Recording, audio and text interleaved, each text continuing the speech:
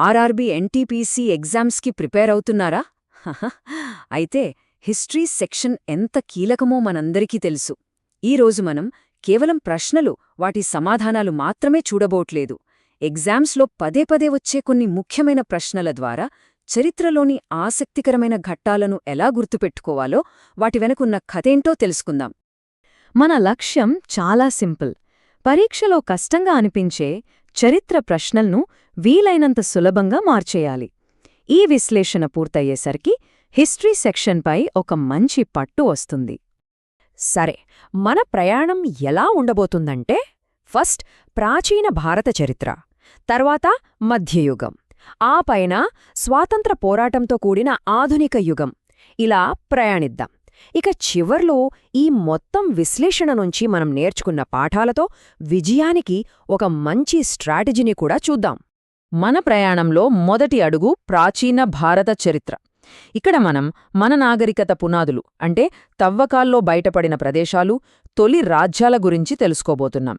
రండి, మొదటి ప్రశ్నతో మొదలు పెడదాం. మన మొదటి ప్రశ్న హరప్పా నాగరికతకు సంబంధించింది. రాఖీగర్హి ఇది మన దేశంలోనే అతిపెద్ద హరప్పా ప్రదేశాల్లో ఒకటి. మరి 2013లో అక్కడ చాలా కీలకమైన తవ్వకాలను మొదలుపెట్టింది ఎవరు? కొంచెం ఆలోచించండి.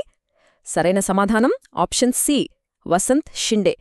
ఆయన అధ్యయనం వల్లే హరప్పా నాగరికత మనం అనుకున్నదానికంటే చాలా చాలా విస్తృతమైనదని, ఎన్నో కొత్త విషయాలు బయటపడ్డాయి. అందుకే ఈ ప్రశ్న అంత ముఖ్యమన్నమాట. ఇప్పుడు మనం చరిత్రలో ఇంకా వెనక్కి వెళదాం, ఆదిమానవుల కాలానికి. మధ్యపాతరాతి యుగంలో పదునైన రాతి పనిముట్లు చేయడానికి వాళ్ళొక స్పెషల్ టెక్నిక్ వాడారు. అదేంటి? సరైన సమాధానం లెవలోయిస్ సాంకేతికత. అంటే ఒక పెద్ద రాయిని ముందుగానే ఒక పద్ధతి ప్రకారం చెక్కి దానినుంచి కావాల్సిన సైజులో పదునైన ముక్కల్ని తీసేవాళ్లు. అది ఆ కాలంలో ఒక పెద్ద టెక్నాలజికల్ బ్రేక్ త్రూ. గుజరాత్లోని లాంఘనాజ్ అనే ప్రాంతం దేనికి ఫేమస్ అంటే సూక్ష్మరాతి పనిముట్లకు, అంటే చాలా చిన్న చిన్న రాతి ఆయుధాలకు. మరిలాంటి చిన్న పనిముట్లు ఏ చారిత్రక కాలానికి గుర్తు? సమాధానం మెసోలిథిక్ లేదా మధ్యరాతియుగం. ఈ కాలంలోనే మనుషులు వేటకోసం ఇంకా చిన్నగా, ఇంకా షార్ప్గా ఉండే పనిముట్లను తయారుచేయడం మొదలుపెట్టారు. దానికి లాంఘనాజ్ ఒక ముఖ్యమైన సాక్ష్యం.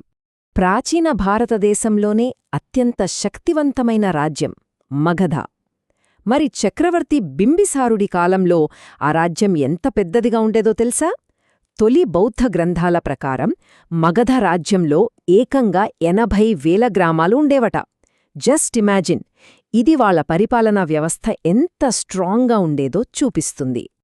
ఓకే, ప్రాచీన యుగం పులాదుల నుంచి మనమిప్పుడు మధ్యయుగంలోకొచ్చేశాం.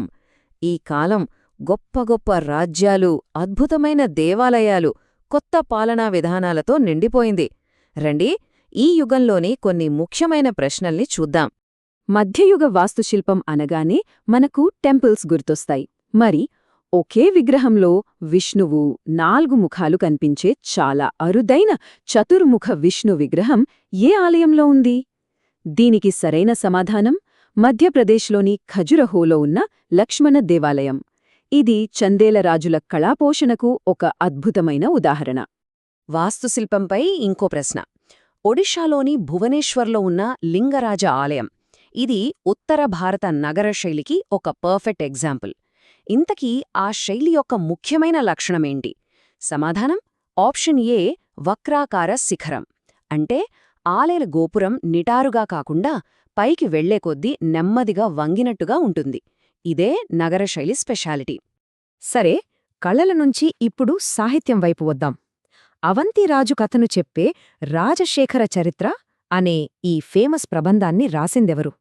ఈయన శ్రీకృష్ణదేవరాయల అష్టదిగ్గజ కవులలో ఒకరైన మాదయ్యగారి మల్లన. ఓకే, ఇప్పుడు కొంచెం జాగ్రత్తగా ఉండాలి.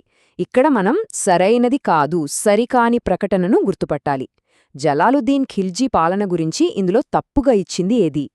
హిస్టరీ ప్రకారం అతను ప్రజల ఇష్టంతోనే పాలించాలని నమ్మేవాడు. కాని ఆప్షన్ బి చూస్తే దానికి కంప్లీట్లీ ఆపోజిట్గా ఉంది. సో మన ఆన్సర్ బి. భక్తి ఉద్యమం మధ్యయుగంలో వచ్చిన ఒక పెద్ద సోషల్ చేంజ్. దక్షిణ భారతదేశంలో రామానుజులు మొదలుపెట్టిన శ్రీవైష్ణవ సంప్రదాయాన్ని నార్త్ ఇండియాకు తీసుకువెళ్లి అక్కడ దాన్ని బాగా పాపులర్ చేసిన ఆ ముఖ్య శిష్యుడు ఎవరు? ఆయనే రామానందుడు. ఈయన వల్లే భక్తి ఉద్యమం దేశమంతా వ్యాపించింది. ఇప్పుడు మనం చాలా చాలా కీలకమైన సెక్షన్కు వచ్చేశాం. ఆధునిక భారత చరిత్ర. వలస పాలనకు వ్యతిరేకంగా జరిగిన తిరుగుబాట్లు, స్వాతంత్ర్య ఉద్యమం గురించి ఇప్పుడు తెలుసుకుందాం. ప్రశ్నల్లోకి వెళ్లే ముందు ఈ కాలంలోని కొన్ని ముఖ్యమైన సంఘటనలను ఒకసారి ఎలా గుర్తు చేసుకుందాం. 1806 వెల్లూరు తిరుగుబాటు, 1832 భూమిజ్ తిరుగుబాటు, 1905 స్వదేశీ ఉద్యమం, ఇంకా 1908లో తిలక్ అరెస్ట్. ఈ సంఘటనలన్నీ ఒకదానికొకటి ఎలా లింక్ అయ్యాయో, మన స్వాతంత్ర్య పోరాటాన్ని ఎలా మలిచాయో చూద్దాం. మన టైమ్లైన్లోని ఫస్ట్ ఈవెంట్తో మొదలుపెడదాం. వెల్లూరు సిపాయిల తిరుగుబాటు ఏ సంవత్సరంలో జరిగింది? సమాధానం 1806. చాలామందికి తెలియని విషయమేంటంటే 50 ఏళ్ల తర్వాత జరిగిన 1857 సిపాయిల తిరుగుబాటుకి ఇదొక రకంగా పునాది వేసింది. 1800 తర్వాత గిరిజన ప్రాంతాల్లో కూడా బ్రిటిష్ వాళ్లకు వ్యతిరేకంగా తిరుగుబాట్లు మొదలయ్యాయి. వాటిలో ముఖ్యమైనది భూమిజ్ తిరుగుబాటు. దీన్నే జంగల్ మహల్ తిరుగుబాటు అని కూడా అంటారు. ఇది ప్రస్తుత వెస్ట్ బెంగాల్ రాష్ట్రంలోని మిడ్నాపూర్ ప్రాంతంలో జరిగింది. స్వదేశీ ఉద్యమం అంటే కేవలం విదేశీ వస్తువుల్ని బహిష్కరించడమే కాదు, మన దేశంలో స్వంతంగా సంస్థలను నిర్మించడం కూడా.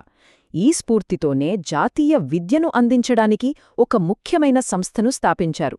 అదే బెంగాల్ నేషనల్ కాలేజ్. దీనికి మొదటి ప్రిన్సిపాల్ ఎవరో తెలుసా? అరబిందో ఘోష్. స్వదేశీ ఉద్యమాన్ని ప్రజల్లోకి చాలా బలంగా తీసుకెళ్లడానికి అశ్వినీకుమార్ దత్ బారిసాల్లో ఒక పవర్ఫుల్ ఆర్గనైజేషన్ను స్థాపించారు. దాని పేరే స్వదేశ్ బాంధవ్ సమితి. దీనికి దాదాపు 150కి పైగా బ్రాంచ్లుండేవంటే దాని ప్రభావం ఏ స్థాయిలో ఉండేదో మనం అర్థం చేసుకోవచ్చు. మన టైమ్లైన్లోని చివరి కీలక ఘట్టం. తన కేసరి పత్రిక ద్వారా దేశమంతటా స్వాతంత్ర్య స్ఫూర్తిని రగిలించిన బాలగంగాధర్ తిలక్ను బ్రిటిష్ ప్రభుత్వం దేశద్రోహం కింద ఏ సంవత్సరంలో అరెస్ట్ చేసింది?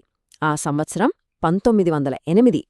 ఈ అరెస్ట్ దేశవ్యాప్తంగా ఒక పెద్ద సంచలనం సృష్టించింది. మరోసారి మనం సరికాని ప్రకటనను గుర్తించాలి. ది హితవాద పత్రిక గురించి ఇక్కడ ఉన్న తప్పు స్టేట్మెంట్ ఏది? ఆప్షన్ సి చూడండి. ఇది గదర్ ఉద్యమ పత్రిక అని ఉంది, కాని ఇది తప్పు. ఈ పత్రికను స్థాపించింది మితవాద నాయకుడైన గోపాలకృష్ణ గోఖలే. కాబట్టి మన సమాధానం సి. స్వాతంత్ర్య పోరాటమంటే కేవలం రాజకీయ స్వేచ్ఛ గురించే కాదు, సామాజిక మార్పు గురించి కూడా. పార్సీ సంస్కర్త బెహ్రాంజీ మలబారీ తన జీవితాన్ని ఏ సామాజిక దురాచారాన్ని అంతం చేయడానికి అంకితం చేశారు. ఆయన పోరాడింది బాల్య వివాహాలకు వ్యతిరేకంగా. ఆయన కృషి వల్లే ఆ తర్వాత 1891లో ఏజ్ ఆఫ్ కన్సెంట్ యాక్ట్ వచ్చింది. సరే, మన ప్రయాణం ముగింపుకు వచ్చేసింది. మనం ప్రాచీన తవ్వకాల నుంచి మధ్యయుగ కళల వరకు, ఆధునిక తిరుగుబాట్ల నుంచి సామాజిక సంస్కరణల వరకు ఇలా చాలా రకాల ప్రశ్నలు చూసాం. ఇక్కడ మనం గమనించాల్సిన విషయమేంటంటే, పరీక్షలో ప్రశ్నలు ఏ ఒక్క టాపిక్ నుంచో రావు. ఈ వైవిధ్యాన్ని అర్థం చేసుకోవడమే విజయానికి మొదటి మెట్టు. ఇప్పుడు మీ వంతు. ఈ ప్రశ్నలన్నిటినీ విశ్లేషించిన తర్వాత మీ ప్రిపరేషన్లో మీరు తర్వాతి అడుగుగా ఏ అంశం మీద ఎక్కువ ఫోకస్ పెట్టాలి అనుకుంటున్నారు? మీ వీక్ ఏరియాలను గుర్తించి వాటిపై పనిచేయండి. మీ ప్రయాణంలో విజయం సాధించాలని కోరుకుంటూ ఆల్ ది బెస్ట్.